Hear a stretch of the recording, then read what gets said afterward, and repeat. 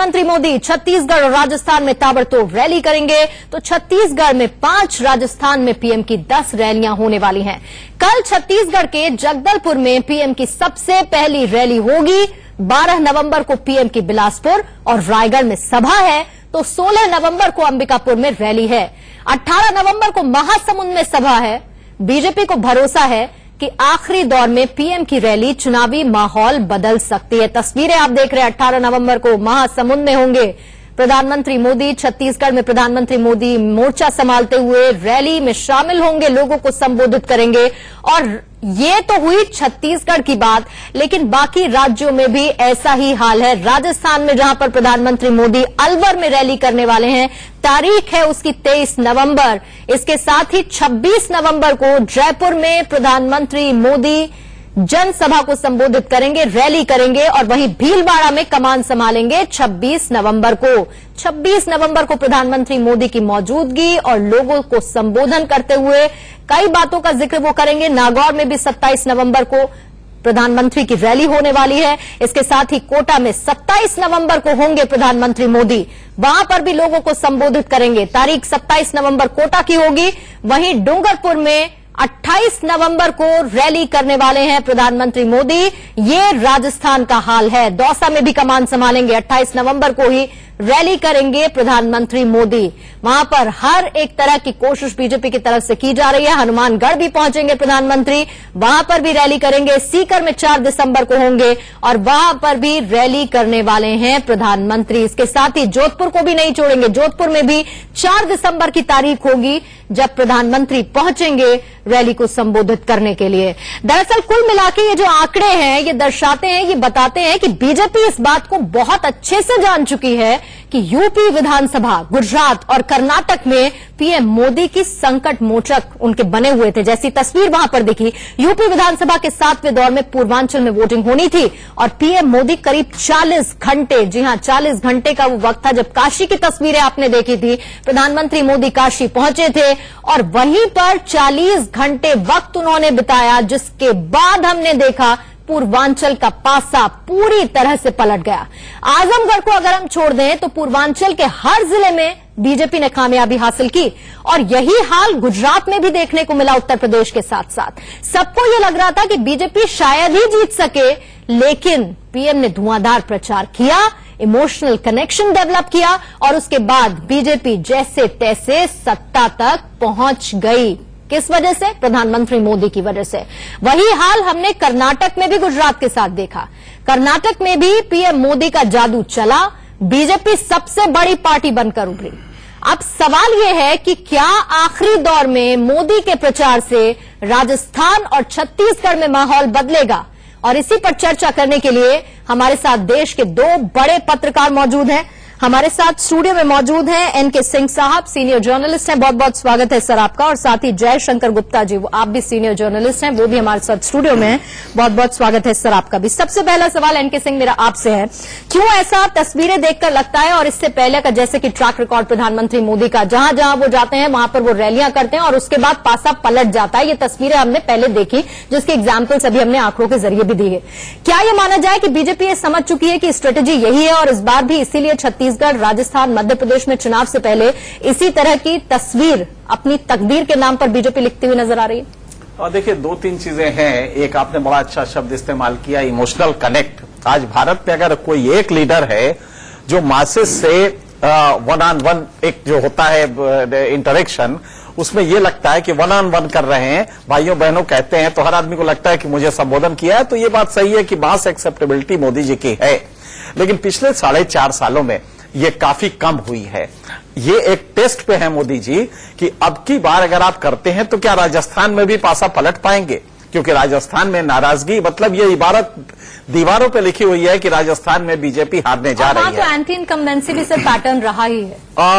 Pattern रहा है। और लेकिन अगर यही तो कमाल है ना कि अगर मोदी जी उसको बदल दें तो फिर तो सारी बातें सही है। अगर नहीं बदल पाते हैं तो छत्तीसगढ़ में ऑलरेडी यहां अगर 1-2% मोदी जी से बढ़ जाता है तो हमारे एफपीटीपी सिस्टम में जो चुनाव का है 2% का स्विंग जो होगा, ये अपने आप में मैसिव इलेक्टोरल सीट्स के टर्म में गेन कराता है। तो मोदी जी का चैलेंज ये होगा कि राजस्थान में ये कितना बदल पाते हैं। वहां पे जनता की नाराजगी बिल्कुल अलग है। बाकी जहां तक है, एक बात जाहिर है कि मोदी जी देश के प्रधानमंत्री हैं, एक्सेप्टेबिलिटी मास के लेवल पे बहुत ज्यादा है। नॉर्थ इंडिया में तो खैर कहना ही क्या है। तो उसकी वजह यह है कि अगर आप इतनी जगह जाते हैं तो जाहिर है कि 1-2% अगर स्विंग करा लेते हैं तो बड़ी बात होगी, क्योंकि उससे चीजें बदल सकती हैं। और दूसरी चीज, आज की तारीख में वो 1-2% बड़ा काउंट है मुझे लगता है। जी, बाईपोलर जहां भी कंटेस्ट होते हैं 1-2% काफी होता है। बाई चांस राजस्थान में तो अभी भी बाईपोलर है, यहां पे ट्राईपोलर टेट्रापोलर हो गया है, लेकिन वो भी इतना सिग्निफिकेंट नहीं है। तो लेकिन अगर 2% भी स्विंग करा लेते हैं तो ये अपने आप में एक बड़ी चीज होगी। देखना होगा कि कल ये क्या बोलते हैं इन रैलियों में, और जो वायदे हैं, क्योंकि वो वायदे मुकम्मल नहीं हुए हैं, ये बात सही है। लिहाजा उसकी जगह जो आपने कहा इमोशनल कनेक्ट, तो वो यही कोशिश करेंगे कि धीरे से उनको हटा के इनटेंजिबल्स में हम चले जाएं, और वो होता है मंदिर वगैरह वगैरह। और इस पे अगर ये तो एनके सर एक तरह से कहा जाए तो यूएसपी भी रही है। हमने हमेशा से देखा है प्रधानमंत्री मोदी को, सिर्फ रैलियों के वक्त ही नहीं, वैसे भी हमने देखा है कि इमोशनल कनेक्ट एक तरह की उनकी यूएसपी है। वो एक्सपर्ट हैं, उसके एक्सपर्ट हैं वो, इसमें कोई दो राय नहीं है कि अगर इमोशनल कनेक्ट की बात है तो भारत में अगर एक लीडर है जो डायरेक्ट मासेस से इमोशनल कनेक्ट बना लेता है, वो घर घर तक पहुंच। जयशंकर गुप्ता जी, आपको लगता है कि जैसा कि एनके सिंह सर कह रहे हैं कि 4.5 साल में वो जादू कहीं ना कहीं कम हुआ, पहली चीज। दूसरी चीज, आपको लगता है कि 2014 एक तो लोकसभा चुनाव और उससे पहले हुए विधानसभा चुनाव, अब 2019 से पहले हो रहे सेमीफाइनल में क्या मोदी का चेहरा वापस से बीजेपी को वही स्ट्रेंथ इन राज्यों में दे पाएगा, आपको लगता है? क्योंकि विपक्ष तो ये कह रहा है मोदी का जादू किसी तरीके से अब चल नहीं रहा है, क्योंकि लोगों के पास ना मोदी के पास कुछ नया कहने को है और ना ही लोग कुछ अब सुनना चाहते हैं। नहीं पूर्णिमा, देखिए असल में क्या है कि एक रवायत सी बन गई है कि अगर वो जीत जाती है भारतीय जनता पार्टी 3 राज्यों में से, तो ये कहेंगे लोग कि मोदी जी का नाम चल गया। अगर हार जाती है तो कह देंगे कि नहीं, मोदी जी का तो कोई स्टेक पर था ही नहीं, वो तो राज्यों का चुनाव था, वो तो रमन सिंह, वसुंधरा राजे। ये तो राहुल गांधी के लिए भी सब करते हैं ना, ऐसा तो नहीं, वही मैं आप उसको समझा रहा हूं मैं कि आपने जैसे देखा लोकसभा के चुनाव के तुरंत बाद दिल्ली की विधानसभा का चुनाव हुआ। दिल्ली में भी मोदी जी शायद ही कोई ऐसा इलाका हो जहां नहीं गए होंगे भाषण करने के लिए, उनका वही चेहरा, वही सारा कुछ सब था। लेकिन 70 सदस्यों की विधानसभा में सिर्फ 3 सीटें मिली बीजेपी को, उसकी चर्चा नहीं हुई, मोदी जी का फेल्योर नहीं माना हमने। बिहार में गए, बिहार के हर इलाके में जाकर के उन्होंने भाषण किया, हार गई भारतीय जनता पार्टी, उसकी चर्चा नहीं हुई। पंजाब में भी गए, अकाली दल के लिए, भाजपा के गठबंधन के लिए वोट मांगा उन्होंने घूम घूम कर। हमको लगता है कि कोई भी विधानसभा चुनाव नहीं हुआ होगा पिछले 4.5 साल में जिसमें नरेंद्र मोदी नहीं गए होंगे, जाते ही हैं जाते, इसलिए उनको ब्रह्मास्त्र कहने की कोई जरूरत नहीं है। एक महाअस्त्र कह सकते हैं कि पार्टी के अंदर और कुछ है ही नहीं है। दूसरा यह है कि जैसा एनके ने बहुत सही कहा कि 4.5 सालों में उनकी छवि में जो एक मलिन छवि हुई है, क्योंकि जो जो उनके वायदे थे, जो जो चुनावी वायदे उनके रहे, वो सब हवा हवाई हो गए, जुमले साबित हो गए। जो जिस चीज का वो विरोध करते थे 4.5 साल पहले, वही जाकर के उन्होंने किया। आधार कार्ड को गालियां दी, जम करके गालियां दी, आधार कार्ड को लागू किया। जीएसटी को गालियां दी, कहा कि इस देश का भविष्य नष्ट हो जाएगा, उसको जीएसटी को लागू किया। आधी रात की आजादी बता करके लागू किया। नोटबंदी किया। उसके पहले जैसे अब एफडीआई जब 49% लागू किया यूपीए गवर्नमेंट ने, तो कहा कि साहब देश का खुदरा बाजार बर्बाद हो जाएगा। ये नरेंद्र मोदी का भाषण है, और उसको उन्होंने 100% लागू कर दिया। तो अच्छा, ये सब करने के बावजूद कहीं कुछ भी दिखाई नहीं दे रहा है। आज नौजवान पूछ रहा है कि हुजूर आला, आपने कहा था कि हर साल हम आपको 2 करोड़ लोगों को रोजगार देंगे। कितने लोग को रोजगार दिया? आपने तो रोजगार छीन लिया नोटबंदी के नाम पर। नोटबंदी से तो बहुत लोग बेरोजगार हो गए। क्या हुआ? किसानों से कहा कि आपका हम कर्जा माफ कर देंगे। आज किसानों की आत्महत्या आज भी चल रही है बराबर हर जगह से। अब तो पहले महाराष्ट्र के इलाकों में होती थी, अब अन्य राज्यों से भी खबरें आने लग गई हैं। आपने कहा था कि हम अपराधियों को, संसद को अपराधियों से मुक्त कर देंगे। पहले ऐसा कानून लाएंगे जिसमें फास्ट ट्रैक अदालतें करेंगी और एक भी अपराधी नजर नहीं आएगा संसद में।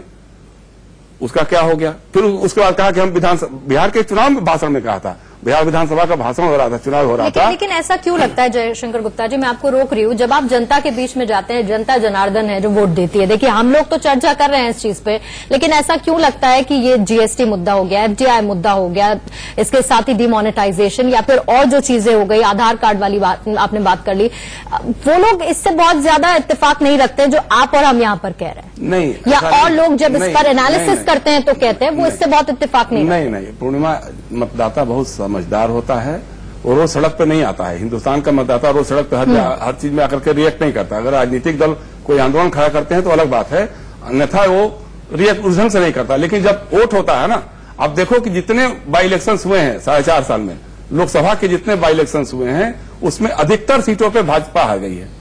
अभी हुआ ना, ये अभी कर्नाटक का हाल का है। कर्नाटक में 5 सीटों पे चुनाव हुआ, उसमें 4 सीटों पे बीजेपी हारी है। और उसमें जो श्री रामुलू उनके बहुत ही मजबूत कद्दावर माने जाते थे, बिलारी ब्रदर्स के नाम से, रेड्डी ब्रदर्स जो हैं, वहां पे 2.5-3 लाख वोट से हारी है भारतीय जनता पार्टी, जो उनकी परंपरागत से रामुलू की बहन हारी है।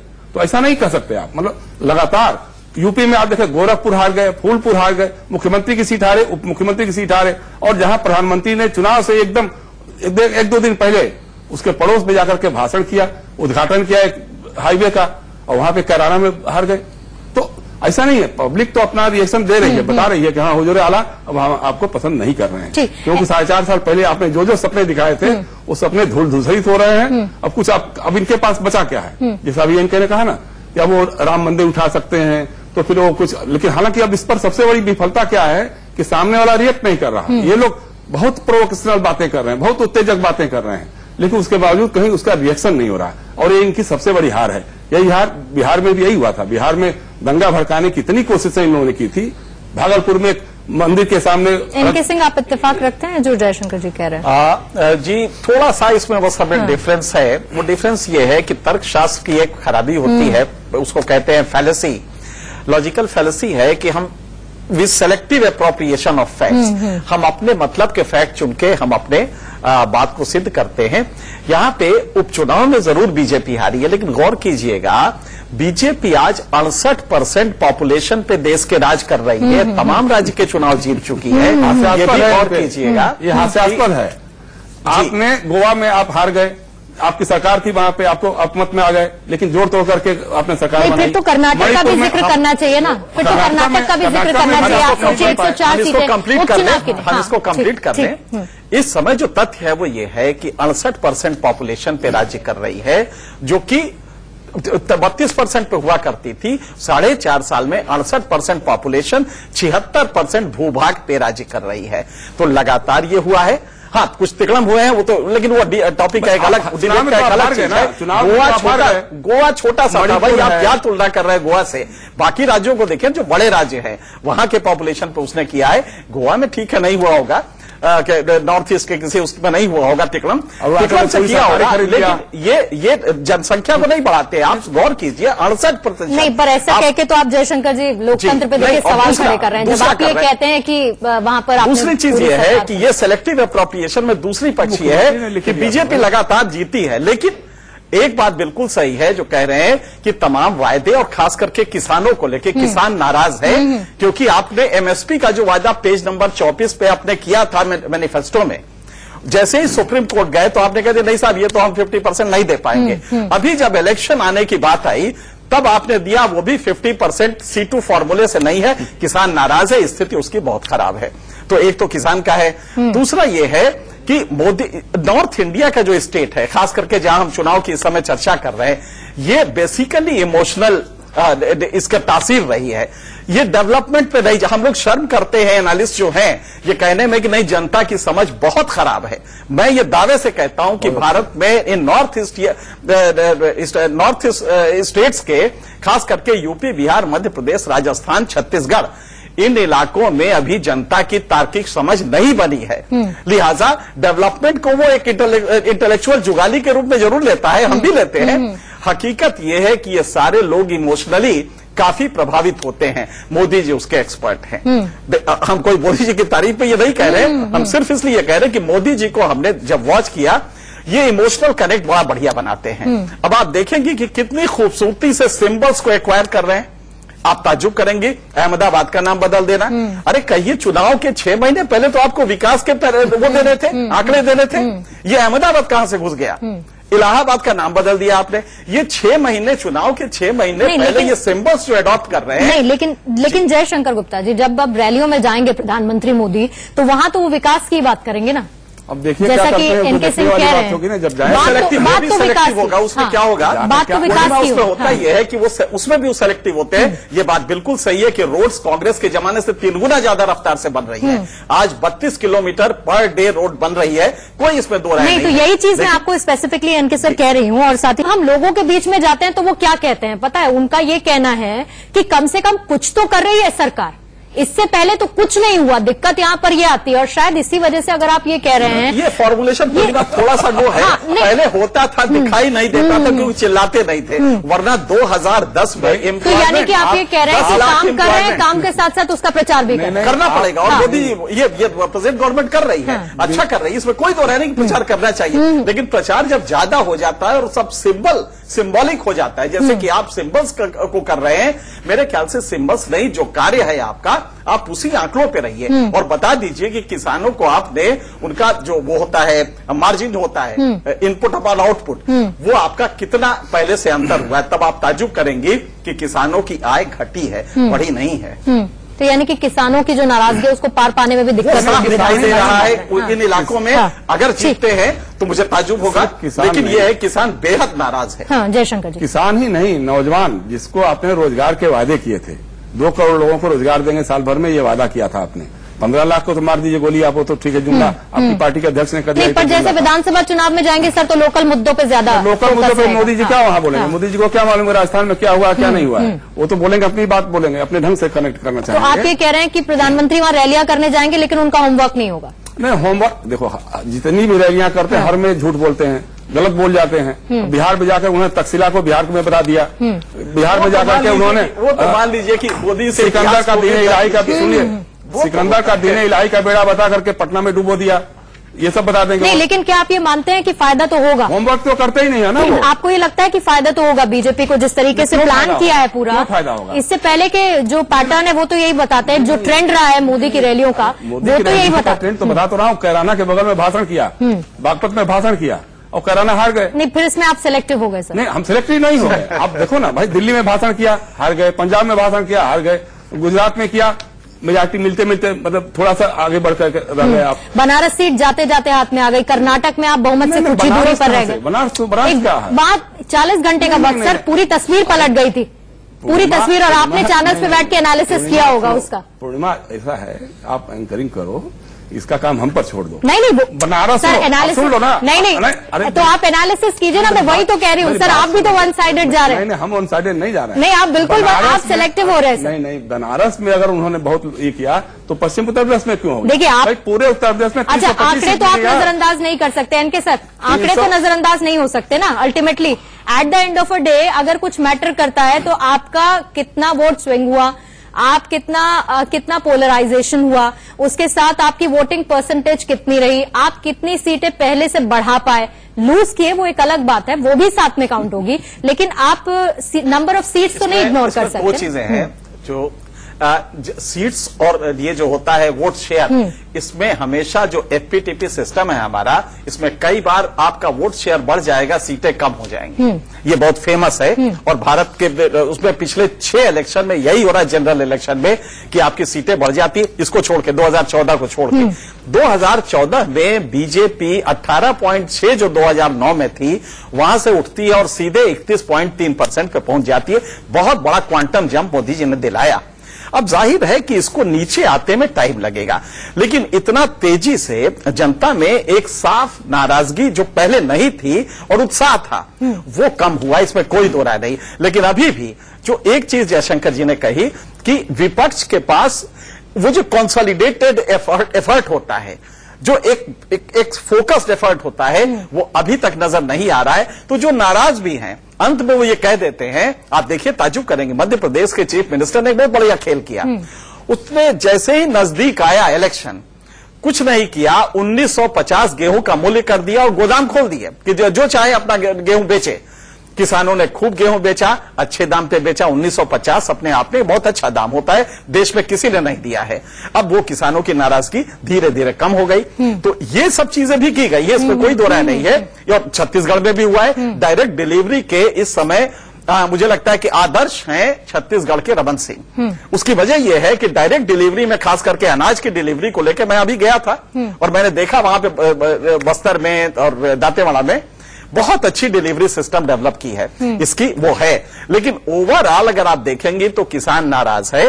अब ये कितना नाराजगी कितना फलीभूत होगी इस पर डिपेंड करता है कि उधर विकल्प कौन सा है। क्या वाकई कांग्रेस एक विकल्प दे पा रही है? क्या एक जुझारू विकल्प जो आपके प्रजातंत्र में होता है कि हाँ हम हैं खड़े, हम अगर वर्ड क्रिएट शून्यता क्रिएट होगी तो हम आ जाएंगे। नहीं, और क्या इस तरह का विकल्प और है एनके सिंह कि अगर आप विपक्ष की बात कर रहे हैं कि विपक्ष में सामने है कौन, आपने एक महागठबंधन की बड़ी कोशिश की, वो आप देख रहे हैं कि जो विधानसभा चुनाव होने हैं वहां पर वो बहुत फीकी हो चुकी है। जैसा आप सोच रहे थे स्टैंड आउट करें, झटका था। विधानसभा चुनाव में अगर ये हो जाता तो लोग बहुत ही मुतमईन होते कि लोकसभा में भी होगा और तब वो एक डिसीजन ले सकते थे। आज वो ये देख रहे हैं कि ये तो इसी में लड़ रहे हैं, मायावती अलग जा रही है, कांग्रेस अलग जा रही है। आप देखिए कितना अच्छा चांस था मध्य प्रदेश में विपक्ष के लिए कि अगर ये दोनों तीनों खड़े हो गए होते एक साथ तो चीजें बदल जाती, छत्तीसगढ़ में भी बदल जाती। लेकिन मायावती ने अपने को ऑप्ट आउट कर लिया। अगर यूपी में भी कांग्रेस, क्योंकि कांग्रेस के रहने से, शीर्ष पे रहने से अपोजिशन यूनिटी के जो भरोसा होता है माइनॉरिटीज को, क्योंकि सबसे बड़ी पार्टी आज भी है, आज भी 11 करोड़ वोट कांग्रेस को मोदी जी के उस जलवे के बाद भी मिले हैं। नहीं तो वोट भी तो सर तभी कटेंगे ना जब सामने विपक्ष पे आपकी पार्टी महागठबंधन के नाम पे अगर मिलती तो वोट तो कटते ना सीधे। बिल्कुल सही है, वो नहीं हो पा रहा है। उसके बाद तो जरूर, फिर उसके बाद तो आप मोदी की क्या स्टार प्रचारक के तौर पे, और तो ये जो टीना फैक्टर है, देयर इज नो अल्टरनेटिव, मेरे ख्याल से ये भी प्ले करेगा अगर विपक्ष अभी भी नहीं चेत रहा है, क्योंकि अब वो एक्सटिंक्ट होने जा रहा है, वो विलुप्त होने जा रहा है। यही एग्जैक्टली मेरा पॉइंट यही है कि अगर आप ये कह रहे हैं कि भाई मोदी चलिए बहुत माहिर हैं और इमोशनल कनेक्ट हम तो खुद ही कह रहे हैं, और चुनावी रैलियां जिस तरह से प्लान हुई है, माना यह जा रहा है कि उसका फायदा होगा, ऐसा आपके आउटकम्स अभी जिस तरह का एनालिसिस है वो बता रहे हैं। आप सीनियर जर्नलिस्ट हैं सर और बहुत लंबा अनुभव है आपका, लेकिन बड़ी बात यह है कि विपक्ष भी तो एकदम डुलमुल रवैया अपनाए हुए। आपने सोचा महागठबंधन आप बना लें, पूरा का पूरा सब साथ आ जाए तो मोदी को टक्कर दे पाएंगे, लेकिन मोदी तो सर अपॉर्चुनिटी का फायदा तो उठाएगी ना, सामने कोई है नहीं। मोदी के खिलाफ नहीं है, ये राज्य सरकार के खिलाफ, राज्यों का चुनाव है। ठीक सर, पर नाम तो राज्यों में जो गठबंधन होना है नहीं होना है तो उनका अपना विषय है। अगर उनको लग रहा होगा कि हम बिना गठबंधन किए चुनाव जीत सकते हैं तो उनको मुबारक हो उनका ये सोच। लेकिन जब लोकसभा का जो चुनाव होगा तो उसमें महागठबंधन की बात तो वहां आने की बात। सर मोदी की रैलियों के नाम पे 10 आउट ऑफ आप कितने नंबर देंगे अगर ये रैलियां मोदी करते हैं और उसके बाद आपको दिख रहा है आने वाले विधानसभा चुनाव में कितना फायदा होगा? तीनों राज्य हारेंगे ये। हाँ। उसके बाद फिर हम लोग बात कर लेंगे कि कितनी रैलियां इनकी कितनी कामयाब है। नहीं, मैं थोड़ा सा इसमें एमेंड करूंगा। एक राज्य तो कन्फर्म है, राजस्थान, जिसको कि हारने जा रहे हैं, लेकिन बाकी दोनों में मुझे लगता है कि छत्तीसगढ़ तो हम गारंटी ले सकते हैं कि छत्तीसगढ़ में बहुत अच्छा है। मध्य प्रदेश में नेक एंड नेक है, और वो मोदी जी के जाने से कितना प्रभाव पड़ेगा और मोदी जी का जो कंटेंट है स्पीच का, बहुत कुछ वो डिटरमाइन करेगा। ये अभी वॉच करने की जरूरत है। बहुत बहुत शुक्रिया आपका इसी क्लोजिंग नोट पे एनके सिंह आपका भी और जयशंकर जी आपका भी बहुत बहुत शुक्रिया डिबेट में शामिल होने के लिए।